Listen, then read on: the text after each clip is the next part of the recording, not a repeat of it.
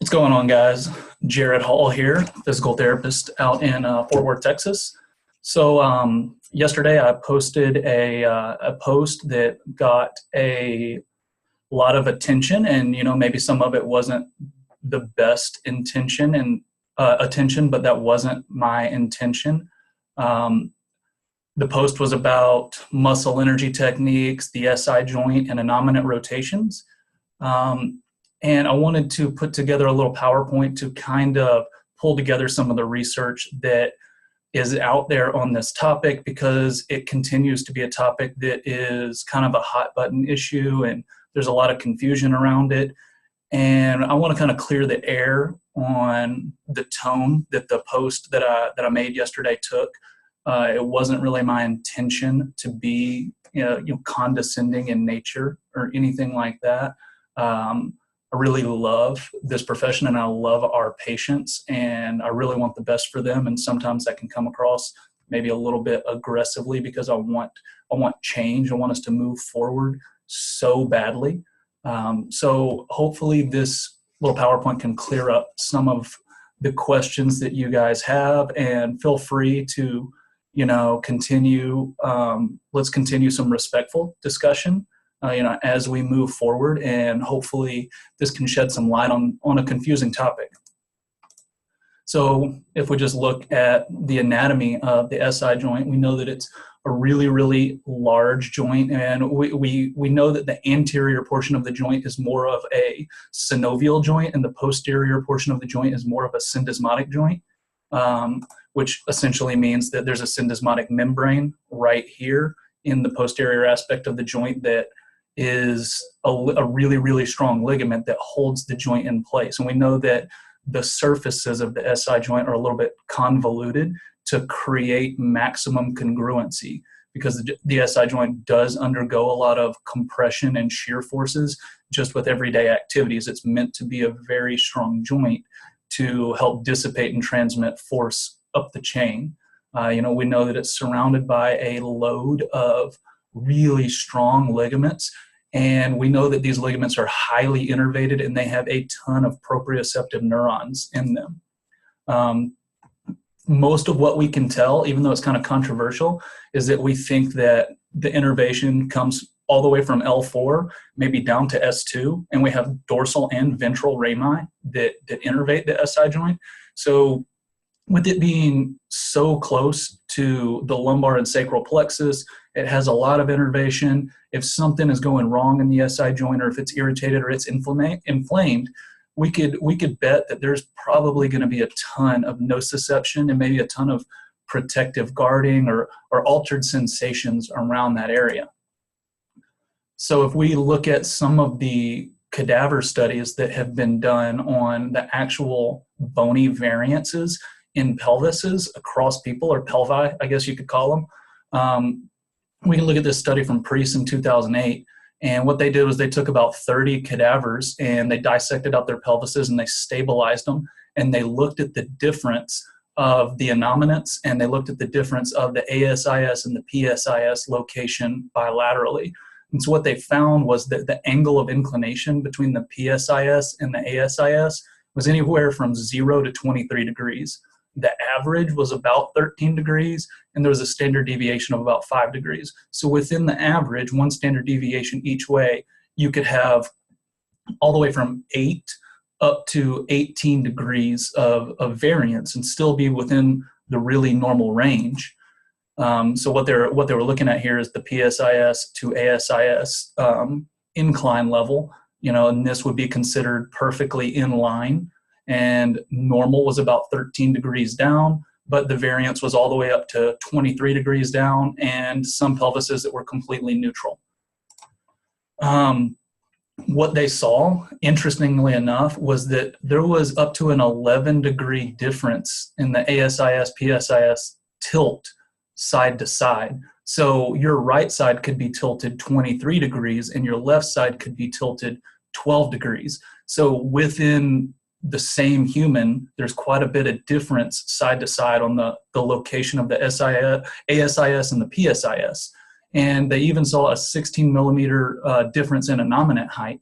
So side to side, one of your ilia, or one side of your pelvis could actually be higher or lower just due to natural bony variance from side to side.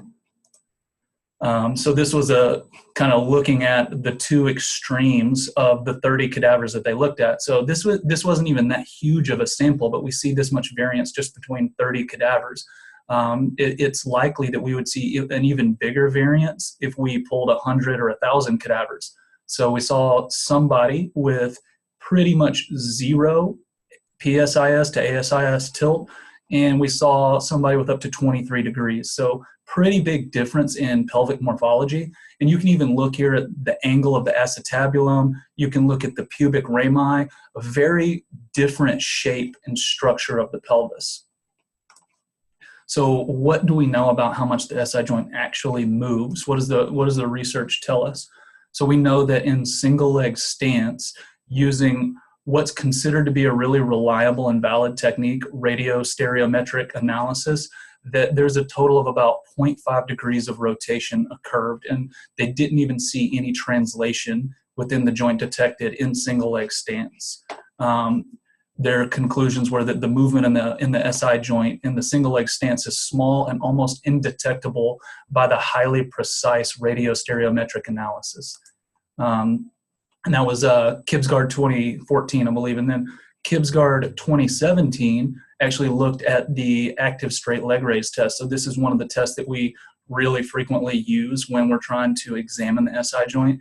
And they found an average backwards rotation of about 0.8 degrees and an inward tilt of about 0.3 degrees when they, in the rested straight legs SI joint, so not the leg that you are actually raising, there was no measurable movement in the leg that was actually being raised. So interestingly enough, the movement that occurred was on the contralateral side. So their findings were that the movement of the sacroiliac joint during the active straight leg raise is small. There was a small backward rotation of the innominate bone relative to the sacrum on the rested legs side.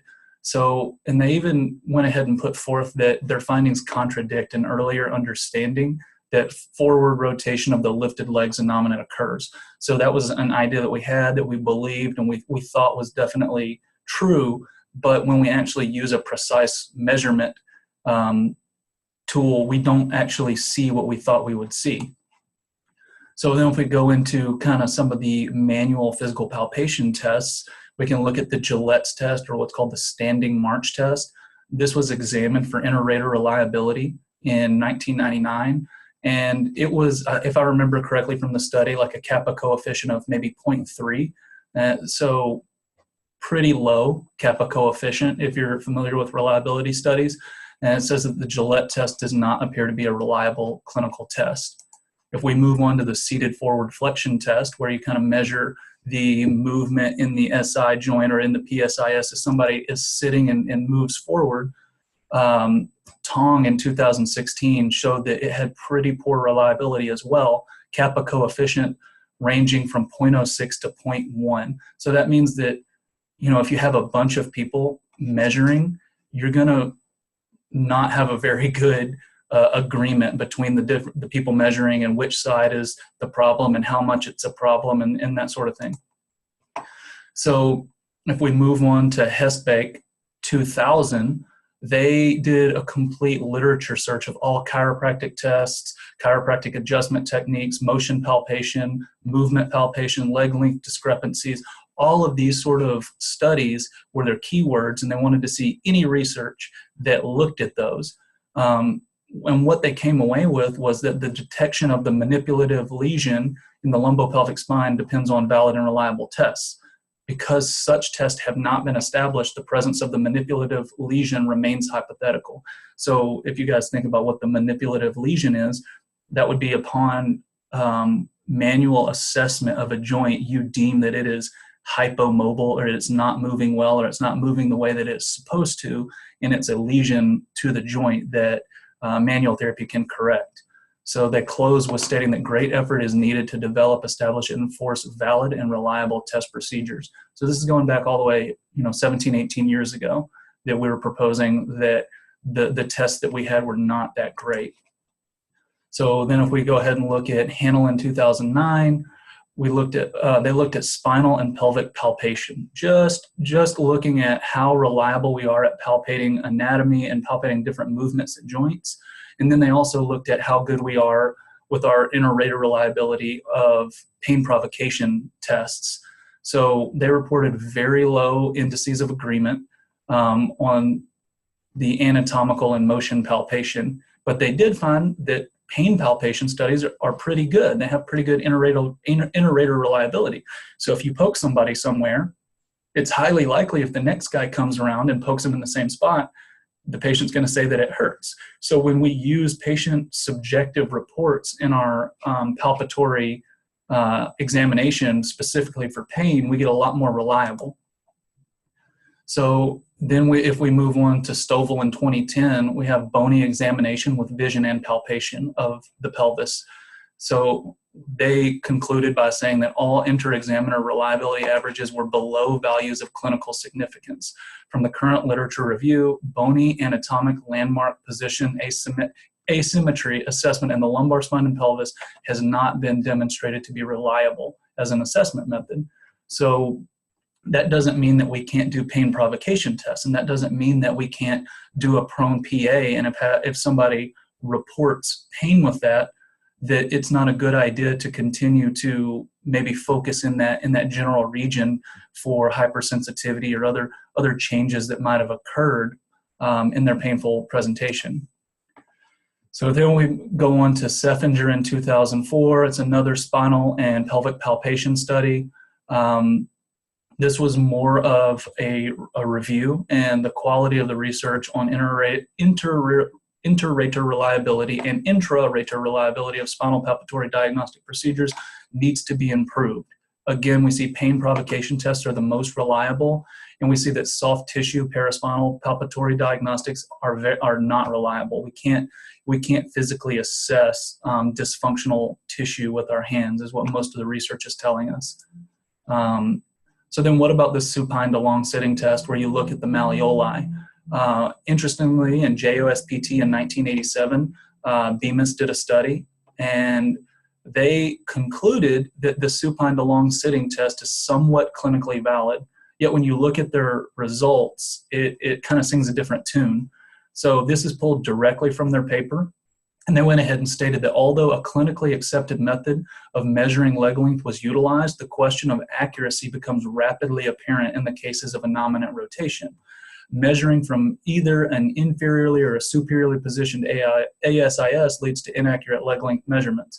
So they're kind of calling into question the reliability and validity of exactly what they were examining. So, and then the next paragraph, they go ahead and state that the possibility of the examiner error in the study definitely exists, and that classification of the subjects depended on the palpatory skills of the examiner. So it's important to know that the way that they determined whether a person had SI joint problems in this study to look at the reliability of the supine DeLong sitting test was actually to use the Gillette's test and the seated forward flexion test. So two of the tests that we just said were highly unreliable were the two tests that they used to determine the presence of SI joint pathology in patients with low back pain. So I pulled this chart directly from their paper, and what they did, what you see is that they had a group that had no pain and a group that had pain. And when they did the supine DeLong sit test, people without pain, most of their legs didn't switch. But then there was actually quite a few people that their legs did switch. And then when you look at the patients that did have pain, you saw a whole bunch of patients where their legs didn't switch length as well.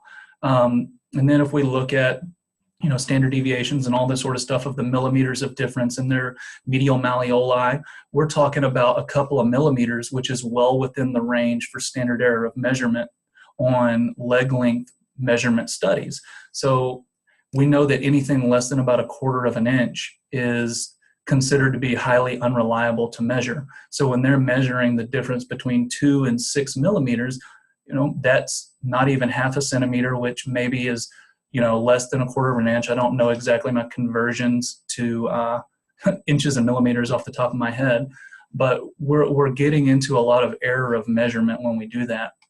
So this study, even though the conclusions seem to be their conclusion is strong, their results actually aren't that strong when you look at the study design and you look at what they're saying in their results section. So if you look at Fleming 2012, this was a review in the Journal of Anatomy, and this was essentially the first paragraph in their conclusion. It's a really long article. It's a really good article that looks at all of the history of everything about the anatomy and development of the SI joint, and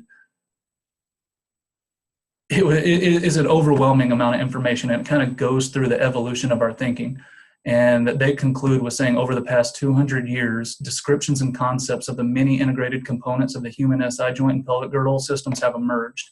In particular, the concept of motion in the SI joint has undergone a slow and convoluted evolution. Although initial writings suggested that motion existed normally between the ilia and the sacrum, the idea fell out of favor in the mid-20th century. Current research, however, now supports the existence of limited joint motion, an average of about 2 degrees, depending on which studies you look at, in all 3 planes of the joint. So some studies measure in degrees, some studies measure in millimeters. So this study, the average is about 2 degrees of movement. So if you think about a 360-degree arc, 2 degrees is a really small amount. And then other studies say between 2 and 4 millimeters. So again, that's a really minute amount of movement at the SI joint. So it would be really hard to, with confidence, say that a dramatic shift in leg length, we see, a ½ inch or an inch or an inch and a half or a 2-inch change in somebody's leg length with the supine DeLong sit test or a muscle energy technique at the pelvis. It would be really, really difficult to say that with the minimal amount of motion at the SI joint that's actually valid, because 2 or 3 degrees or 2 or 4 or 5 millimeters, even 8 or 10 millimeters of movement at the SI joint would be really difficult to cause a shift of 1 inch in leg length. So if we look at interventions to the SI joint to see if the bones actually change place, patients that had been confirmed to have SI joint pathology were giving a lumbopelvic manipulation to the SI joint, and they used, again, stereophotogrammetric analysis, essentially a really advanced radiograph that looks at the positions of the joint before and after the manipulation. They found no position movement at all. But what they did find is that people had a relief in pain after the manipulation. So maybe reduction in pain with the MET or with the manipulation doesn't necessarily have to do with movement of the joint or the bones per se, but maybe there's something neurophysiologic going on there. So if it doesn't hurt so much, why does it feel stuck and hurt? If it doesn't move so much, why does it feel stuck and hurt so bad? I like to think about something getting stuck in between your teeth. You can have a tiny little particle of food stuck in between your teeth, which are really close together and they don't move very much at all. They're firmly rooted by bone and ligament. And that little tiny piece of food can feel like a log in between your teeth, and it can cause a lot of discomfort. It can cause a lot of pain. It can change the way that you chew, the way that your mouth moves. And really, it's something that is minuscule within the joint that could be causing a significant amount of discomfort, or in the surrounding tissues around the joint. In the teeth example, it would be in the gums. In the SI example, maybe it's in the nerves, maybe it's in the ligaments, maybe it's just nervous system. Maybe there's not actually a nociceptive pathology going on. So I agree completely that METs feel better. I will never say that METs don't work to reduce pain, but I do like to call them isometrics or contract, relax, stretching instead, because I feel like muscle energy technique is just a fancy label that we've put on something that's existed for a really long time to facilitate and keep up an idea that we can use the energy of the muscles to realign bones or to move fibroadipose meniscoids within the joint and all this sort of stuff that we talk about. So I also stand really firmly against the usage of language that implies to their patients that anatomy is fragile, easily movable out of place, and that it's not strong. And if you want to read more on the impact of our language, you can look at some of the work by Darlow and Dimmolen, and there's just a ton. I have an entire lecture just on the nocebo effect and the effect of our language and our beliefs on patients. So now the question is, how do these METs or isometrics, really is what they are, how do they work? Well, isometrics reduce pain quite well. You know, Ebony Rio, I can't pronounce this guy's name, Van Ark and Rio again have shown that isometrics work really well to reduce pain. Sorer in 2014 showed that isometrics work well for pain, and versus acupuncture, they relieve the feeling, or acupressure, they relieve the feelings of stiffness much better than acupressure does. And then Ebony Rio has a study in 2017 that shows that isometrics might even be better for exercise-induced hypoalgesia than isotonic exercises. That's just one study, and we can't really go out and say that yet, but the evidence is in that isometrics work really well for pain reduction. So how do they work?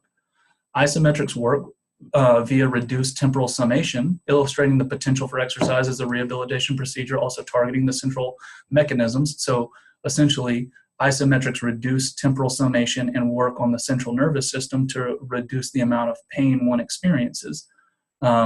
Interestingly, it's concluded that exhaustive and non-exhaustive isometric exercises significantly reduce temporal summation in heat pain. So not just mechanical pain, but heat pain as well. So we're looking at a different type of nociceptor there, because we know that there's mechanical, thermal, and chemical-based nociceptors. What's really interesting is that as pain catastrophizing increases, you get a diminished response of exercise-induced hypoalgesia and less temporal summation, or less reduction in temporal summation. So the more worried and fearful that patients are about their pain and about movement and about their structure, the less of an effect you will actually have with that isometric intervention. And we know that the more that somebody catastrophizes, they have a greater predictor, that's a greater predictor of long-term chronic pain. And that's more of a psychosocial modifier of pain. So we see that the pain that somebody's presenting with is highly complex. So what could cause feelings of fragility and lead to greater catastrophizing? Maybe the idea that pelvises can get out of place really easy with basic everyday activities. I have a patient right now who is a massage therapist who absolutely refuses to do any sort of split stance standing or lunging or bending over in a split stance position because it's going to torque her pelvis out of place. She has these stronghold beliefs because of what her profession is and what she's doing all the time, working with muscles and bones and joints in the pelvic region. But this idea of fragility is impeding her ability to progress because she refuses to expose herself to anything that would be a split stance position because it's going to cause the pelvis to get out of place.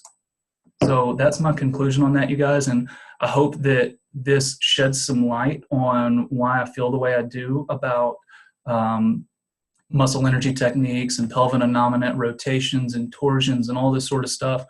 So I want to quote Jason Silvernail by saying that we need to cross the chasm, which doesn't mean that we have to stop doing everything that we do. I do manual therapy all the time. I touch my patients. I massage them a little bit. I'll manipulate a joint every now and then. I do these things, but I do it under a different lens, or I've crossed the chasm into understanding that it's a lot more complex than a bone or a joint or a tissue or a ligament. And the quicker we can clean up our language and the quicker we can reinforce robustness and encourage our patients to move and that they're strong and that they're resilient, we're going to get better outcomes and we're going to make a lot more positive impact on society and the way that we're viewed as a profession as well. We need to be more of an interactor with patients versus an operator treating down towards them. So I hope you guys enjoyed this, and I look forward to the discussion afterwards.